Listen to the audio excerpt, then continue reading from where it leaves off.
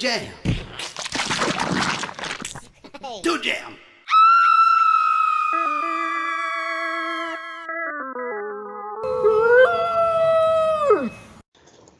Hello and welcome to Toon Jam.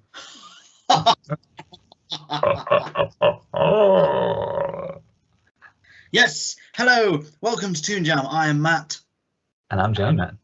You have joined us at the very start of our most favoritist time of the year. Spooktober. Spooky! Too spooky. Get ready for 4 fun-filled episodes of spooks, frights, and us saying too spooky in wobbly voices. Over and over again! Too spooky. Oh boy, if you're not fed up now, well, you will be.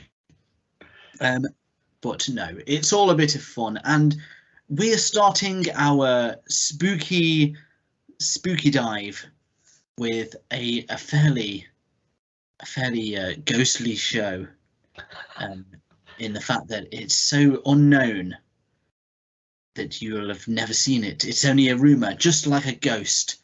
Do they exist? Do they not? We just don't know. Today's episode, today's show that we're talking about is Mummy Nanny. Mummy Nanny. Have you heard of it? Let us know on, the internet. If you have, because we had never, I'm not even going to cover it. We'd never heard of it. Nope. But if you've listened to any of the previous Spooktober sessions, you know we're big time into Mummy Mania. Oh yeah, coming off the back of Mummy Mania. And this has got to be just the end of Mummy Mania, which apparently the 90s was high season for Mummy Mania. Yeah. I imagine mainly just because the Mummy films came out. Yeah. Or like at least one of them. Yeah. I feel like that was even later. Yeah, that was late though. Yes, I feel like maybe there was like a growing hype that caused them to maybe make Mummy was the 2000s then, and not in the 90s. Mm. It must have started with the Mummies Alive then. Yeah. So late 90s with Mummies Alive. If you're a film exec and you're listening, tell us about the buzz that happened in the 90s. Yeah, that led up to the inside scoop of Mummy Mania. What was the word on the street? In the 90s, or in the penthouses of the places where films get made? Was it like, look guys, there's a mummy army coming and we need to get on board? This is every show you watch is going to be about mummies. Let's make sure we're one of them. That's it. That's Why what not? happened, I think. If you can't beat them, join them. That's what they say. Yeah, I got my mind on my mummy and my mummy on my mind. Favorite, the famous lyrics of the mummy rapper in the 90s. All part of Mummy Mania. The Yeah. rap scene was ablaze with mummy tunes. Yeah. That being said, let me tell you as much as I can about Mummy Nanny. It's very limited, but Mummy Nanny is a German-French animated television series.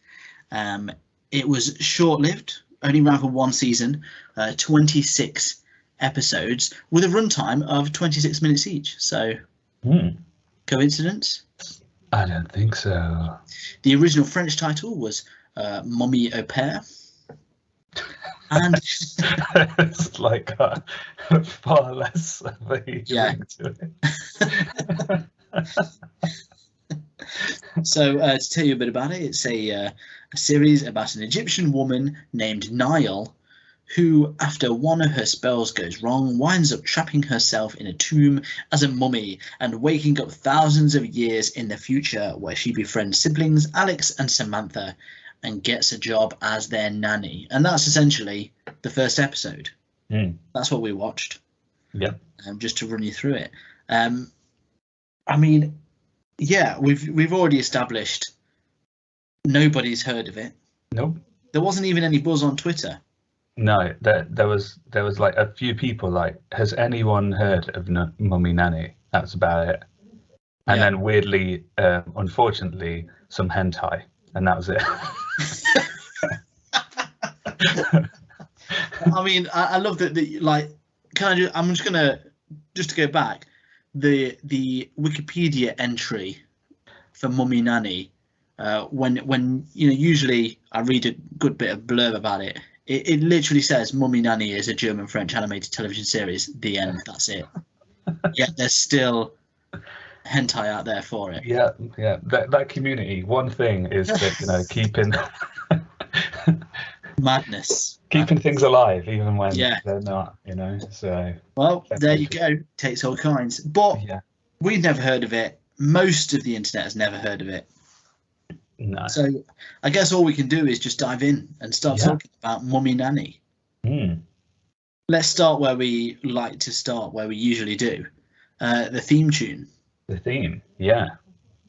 I don't remember it right now. Right, I tell you, it's got two tunes. It's a classic intro, outro, two different tracks. Yeah. The intro is pretty much just bog standard, music. There's no singing. It's just really cheap. Yeah. Vaguely spooky music. Yeah, didn't it go into like it went into like spy music almost? Yeah, it like started off as organ horror type music and then kind of became a bit more spy, secret agency, didn't it? Yeah, very strange. Yeah, don't know why that was. Show. But the outro, and I'm genuinely slightly concerned in saying this. If any of you are big Mummy Nanny fans, which I would be surprised about, maybe you've just tuned into this one episode. Yeah. This could be. You can correct me on this because I think it could just be something I've made up in my head. But I thought the outro was like, Mummy Nanny, she's a mummy and a nanny and a nanny and a mummy. Something along them lines. But it's so stupid that I'm like, maybe I just made that up. I don't remember that at all. But yeah, it depends how quickly I turned off the show after the credits appeared. It could have been just a dream. Yeah. That sounds like it'd be good though. I like that. That's that. So that's a possible tune for them. Throwing that out there. Yeah, I reckon there is like a hardcore Mummy Nanny contingency out there that's just like been waiting for this episode. Just like finally we've got our day. They're covering the good stuff. Yeah, Mummy Nanny. Just all one poster up on their wall that got made by them. But yeah, it's the credit of the Wikipedia article that they did. Yes, finally. I want to address the main issue I really had with it straight off the bat. Really. Yeah. So there's two policemen. One's a white man, one's a black man. Yeah. And I feel like the black man is very looks questionably like just a racist drawing. It does, yeah. Like I don't think anybody else in the show has lips in that proportion to the rest of their face. A lot of them just don't have lips. Yeah. As far as I could tell, it was only the kid's mum that had lips. But his lips were very, very racist. Questionable at best, that was. Yeah. Like otherwise, I mean, it didn't say anything racist or anything like that. No, there was the bit with like illegal immigrants that was like, Yeah, but you couldn't tell if that was like a more of a gag at the. Yeah, I think it was airport security. Yeah. It just it just the sharpness of the delivery just made it seem a bit like, oh, that's not 2021 safe. Yeah. I mean, it's one of them as well, sort of, it's clearly translated. Yeah. To the point where it almost feels like an anime. Yeah, which the they never dialogue usually is. do. Like we've watched a lot of French. I mean, like Ulysses. Mm. You know, we all loved Ulysses. Oh yeah. That never felt like this, No. but this really does, doesn't it? Yeah, I found the dialogue was really just so hard to kind of keep up with. Yeah, Like, not only in the fact that like people were speaking over each other and several times, but also that like everything was like exposition. It seemed like the amount of times people would just be like moving the scene on, like it was like as if they had like I don't know, like a 3 hour film they were trying to like get you into when it was like a 20 yeah. minute show. But they're like, looks like we're going to do this now, kids. Oh, Dad, now I'm doing this thing. Let us go over here. It was so weird. Like, It felt like the voice actors were improving the scenes, yeah, but we're told don't do it in a comedy way. Just improv the scene seriously. yeah, and also that they really all needed the toilet because everyone was in such a rush. You could like hear it coming out of their voices. Like, it was really strange. Yeah, I think if you tuned out for a second, like you'd be like we'd be somewhere else in the show because it Yeah, was kind of strange that it only really had two locations. It was like the house, well, three, I suppose. There was like the mummy stuff at the start, yeah, then the house, and then the airport. But it felt like it was moving so fast between places all the time. So yeah, there was a definite thing about pacing there. Whereas yeah, like the opposite, it's usually like, oh, it's a bit slow. But this was like, oh man, I felt like I was on a roller coaster the whole time, but just yeah. constant dive, just And dropping. it definitely felt like the dialogue was was really bringing it down. Mm. Like I was watching it like this could probably be, I mean, racist drawings aside, Yeah. this could probably be pretty like a pretty good show. Mm. But the script and dialogue just doesn't. I don't know. It just felt like it was really hampering it. Oh yeah, yeah. Because I mean, it looked pretty good for like a show at that time. Like Yeah, the animation was as slick as anything else from that period, and the art style was solid. Like all yeah, the lines looked really clean and stuff. Like it looked quite well made.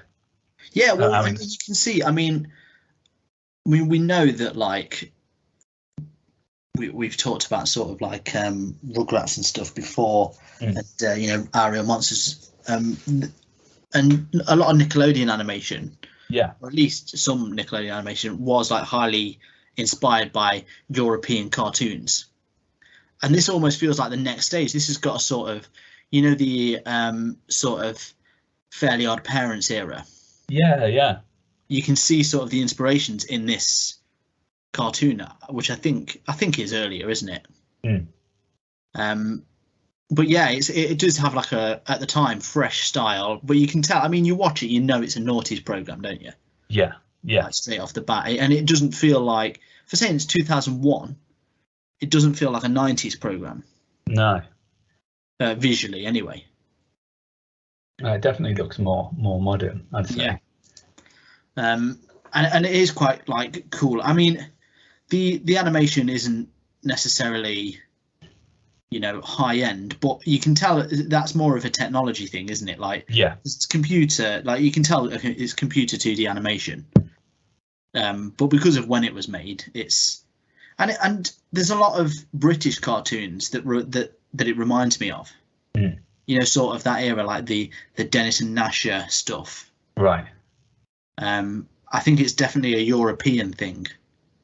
I guess it's not got the same budget size, I suppose, Yeah, probably. as an American show. Mm. But yeah, it definitely looks clean and interesting, doesn't it?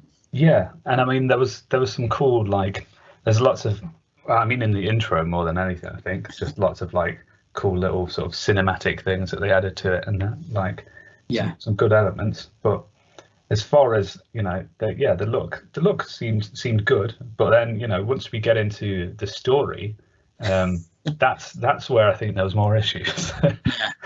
I mean the whole intro at the start of like it's all set in in Egypt or whatever, like, and the mummy stuff is all happening. Like they're just living their lives as you know, as Egyptians. But there's this whole weird thing that they've got where you never see her face, like Mummy Nanny. What is that all about? And it was like, who else was that going to be? Like, it's not like you were holding off for some sort of Shyamalan reveal at the end. It's like the show's called Mummy Nanny. We've seen her in the intro seconds before. Like, why are you hiding which made all of those scenes seem really like surreal because you never saw her face. There was just weird body parts on screen all the time. Like, and you never saw her face before she was a mummy either. No. I don't know really what the whole point behind that was. No, I don't understand that. At all. Yeah, that was ridiculous. Mm. I was thinking it while you notice it pretty much straight away. Like, why can't we see her face? Yeah, it's really obvious that they're hiding her face. So yeah, it's not subtly done.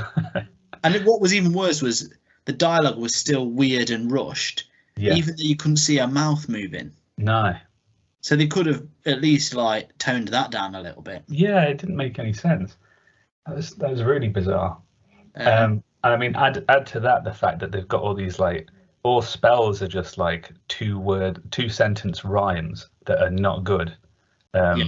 So that's really weak. Yeah, if you're not in for that, then I'd say heads up because some bad rhyming on the way for saying that there was such big hits for the in the 90s with the Mummy Mania rappers that were out there. I mean, they could have taken some inspiration from those guys, but no,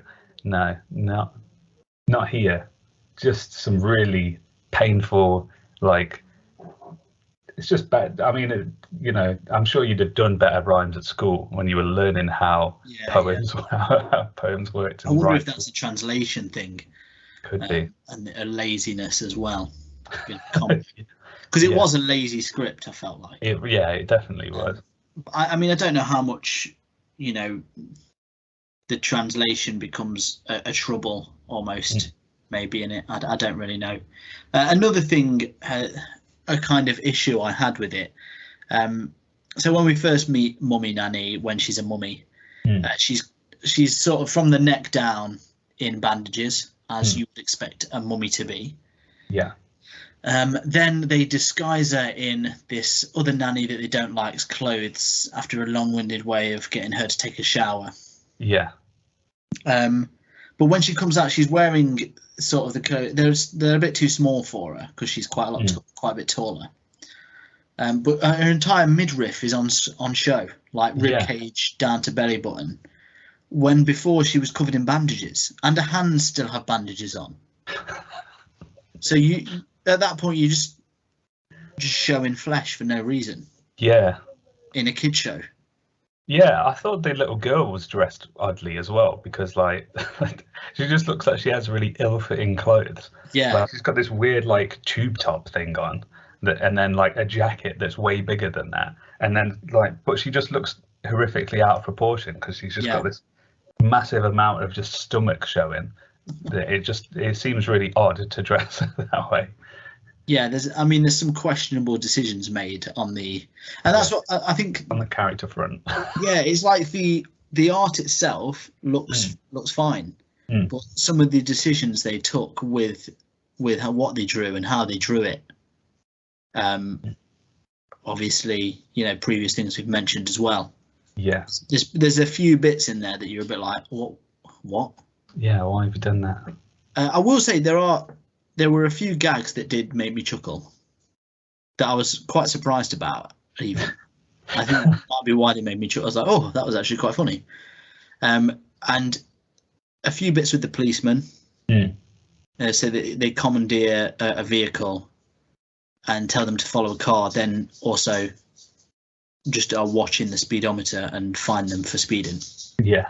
That made me chuckle. Yeah. I mean, there's a few visual gags. I'm not going to go too deep into it because they were a bit of a long-winded setup. Everything felt like a long-winded setup. But they still did make me chuckle a little bit. So it wasn't. I don't think it was completely without, humour or any entertainment whatsoever. despite its script flaws. Yeah, yeah. I'd say that like I probably didn't like any of the characters. Yeah, Like yeah, it seemed like most like the policemen, for example, seemed like they had like more time, like yeah. than Way than too most of much. the main cast. Like all the side characters had like times where you'd actually get to know their personality, whereas everybody else was just like just this rushed mess of like, oh, this is what they do now and whatever. Like, and Yeah, yeah, I found a lot of. I mean, the parents were kind of irritating because all they were doing was just more like, I'm gonna do this now, and then set up for the next joke. yeah. Like, I mean, the some, dad was entirely pointless to the entire. oh yeah, I don't understand what that was all about. Like, why Yeah, they so spent so much time doing that. he was pretending to be a pirate for Mm, the whole episode. I think he was writing and was trying to get into character to write the story or something. yeah. It didn't really. It didn't matter and it didn't mean anything. No, there was no payoff, was there, from that? Like, if there was a hilarious pirate gag at the end, you'd be like, oh, maybe it was worth it. But Yeah. just that never happened. I think the big thing, did it contain the spook factor? Hmm. And not necessarily like, they don't have to be scary in any way. They don't, but we had a bit of ancient Egypt, which I think really sort of went with any sort of did like the whole mummy thing. Did it work? And if you were like big into Mummy Mania, do you think this is something that would fit in with that? I don't think so. I don't think we spent enough time with the actual mummy side of things. And then once Mummy Nanny got to the modern world, it was just, there was very little spooking going on. I think there's a bit right at the end where she does like a spell or something, and that's about as much as you get really. It felt like it could have easily been about wizards and witches. Yeah, wouldn't have changed the plot at all. No, like because it time travel doesn't really have anything to do with any of them. no. Everything was magic based. Mm. There wasn't really much going on mummy wise. No. No curses on tombs or anything like that. No, I mean there's this like whole B story of like this like bad guy with an eye patch or whatever that like is trying to like get the mummy and stuff like that just took up more time than necessary and didn't really amount to anything. Like it could have really just been like dog nanny. Like they could have replaced the nanny with like literally anything. Like it could have been like a lamp that they put the clothes on and were like, oh, we'll take this nanny home, and then it was lamp nanny. Yeah. Like not like as far as the story goes, all the mummy stuff was just was nonsense. Like it was unnecessary, and there just wasn't. It didn't feel spooky, did it? Really, I don't think No. it didn't have like a spooky element compared to like. I mean, say look at Duckula the other week. Oh, There's nothing about Duckula that was like particularly scary. No. Taking out like intros and stuff like that. But it still had a feeling of, they'd played on spooky vibes and things. Yeah. But this didn't really do that at all. No. And I suppose you could say like a mummy is a difficult one to do it with because there's a fine line between like a spooky mummy and just Indiana Jones. Yeah. When it comes to that genre, which I guess the Mummy treaded quite carefully. But the sequels didn't.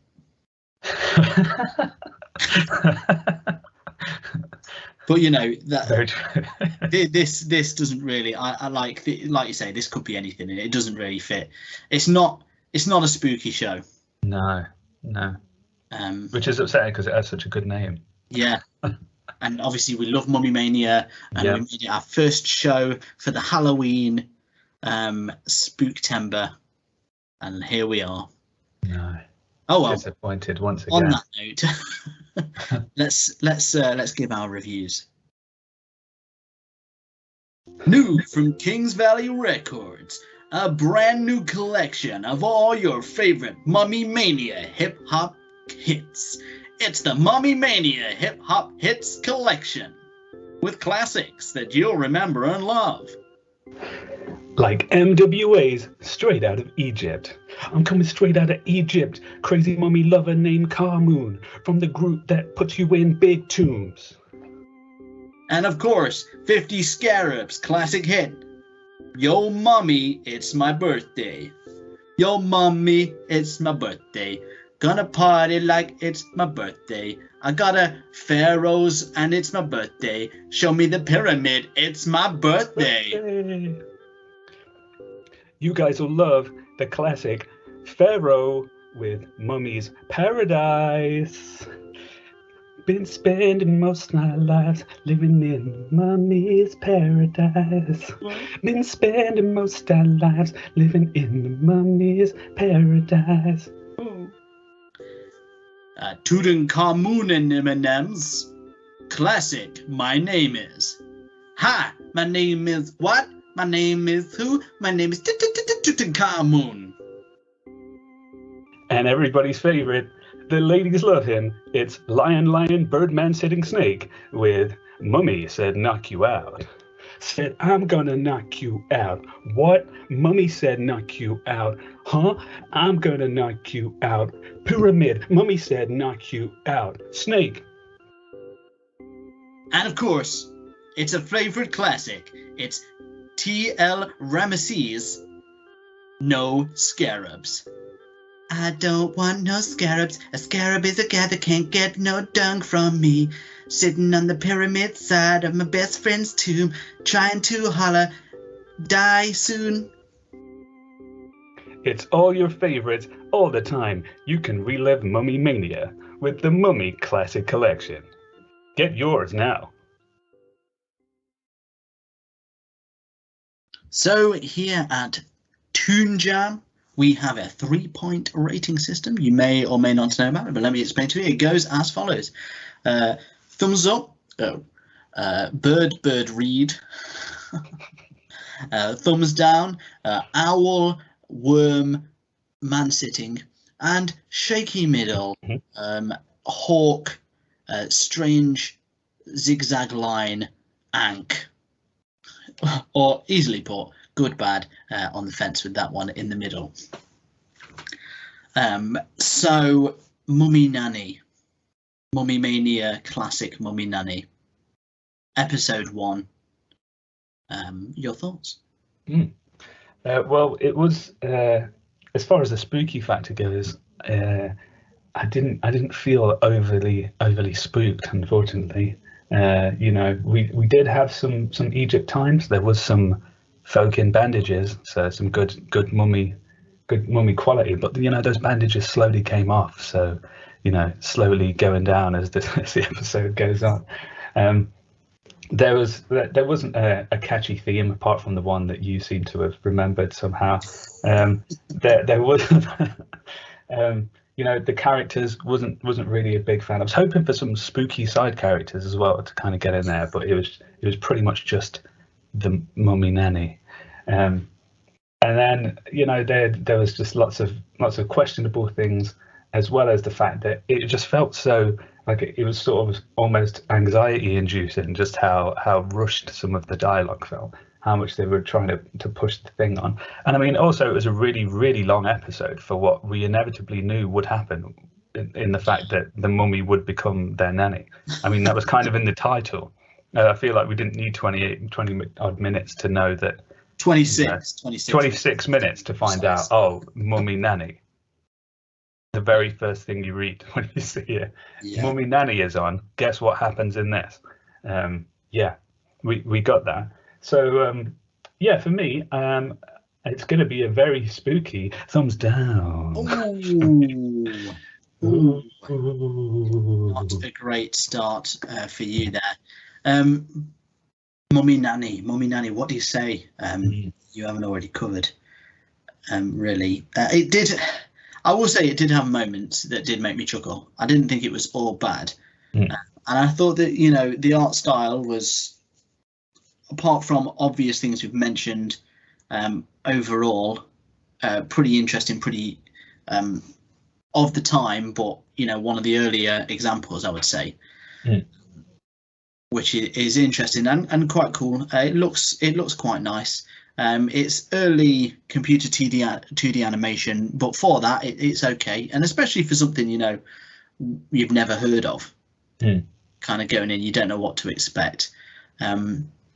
But the script really lets it down, and the voice acting, I don't know if it's necessarily a fault of the voice actors, but it just doesn't help things.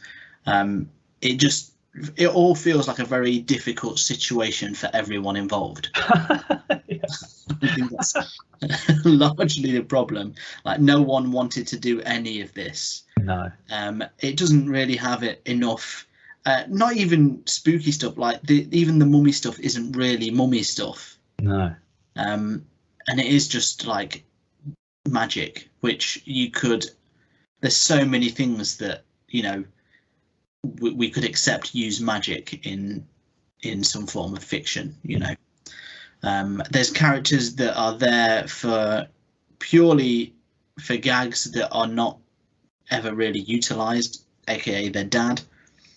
It feels a bit sloppy, and you can see why it never really made it anywhere. It's not the biggest thumbs down I could ever give. Like, it's bordering shaky middle, but it is a thumbs down.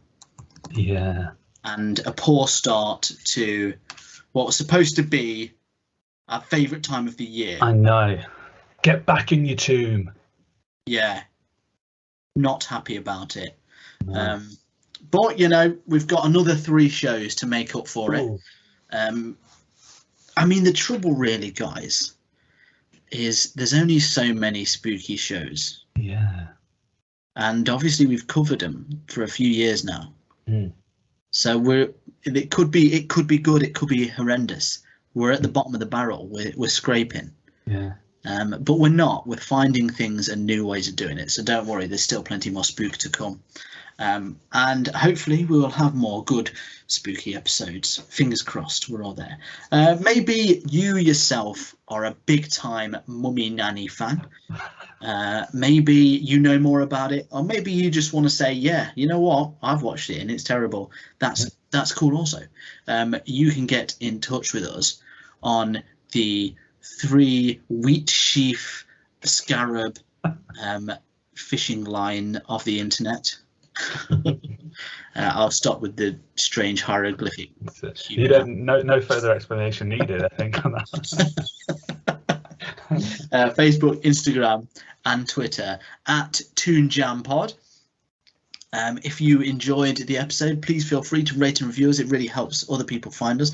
And on that, if you want to help other people find us, please just let someone know, or share one of our posts, or just scream our praises in some way that you feel is appropriate in your life, and that would be amazing for us. Otherwise, if you're looking for extra stuff, you can get all our old episodes, or our old spooky episodes too, over on YouTube, Toon Jam Pod, as well as some extra bonus material over on Patreon. At the moment, we're subjecting ourselves to baby cartoons, aka baby versions of modern classics, things like Muppet Babies and etc., so to speak. But yeah, so check that out. We also have a merchandise store, which is bit.ly/Toon Jam Shop. But as always, thank you for joining us. Thank you so much, and stay spooky.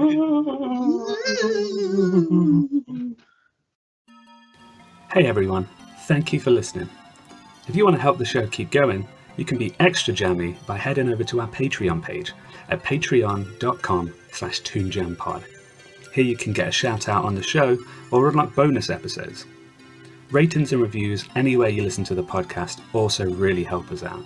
So thank you, and stay jammy.